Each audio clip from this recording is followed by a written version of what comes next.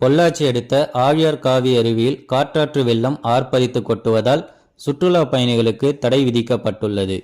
ஆனைமலை புலிகள் காப்பகத்திற்கு உட்பட்ட ஆழியார்காவி அருவி பிரபல சுற்றுலா தலமாகும். கடந்த சில நாட்களாக தென்மேற்கு பருவமழை தீவிரமடைந்து பெய்து வருவதன் காரணமாக மேற்கு தொடர்ச்சி மலை பகுதிகளில் நீர்வரத்து அதிகரித்துள்ளது. இதனைத் தொடர்ந்து ஆழியார் பகுதியில் உள்ள காவி அருவியில் காட்டாற்று வெள்ளம் கரைபுரண்டு ஆர்ப்பரித்து ஓடுகிறது. சுற்றுலா பயணிகள் அருவியில் குளிக்கும் போது நீர்வரத்து அதிகரித்ததால் ஆழியார் காவி அருவியில் குளிக்க சுற்றுலா பயணிகளுக்கு தடை விதித்து காவி அருவியை வனத்துறையினர் மூடினர்.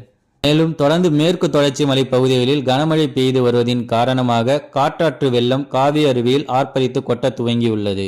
இதனால் சுற்றுலா பயணிகளின் பாதுகாப்பிற்காக போடப்பட்டிருந்த தடுப்பு கம்பிகள் வெள்ளத்தில் அடித்துச் செல்லப்பட்டதை தொடர்ந்து சுற்றுலா பயணிகளுக்கு தொடர்ந்து தடை விதிக்கப்பட்டுள்ளது.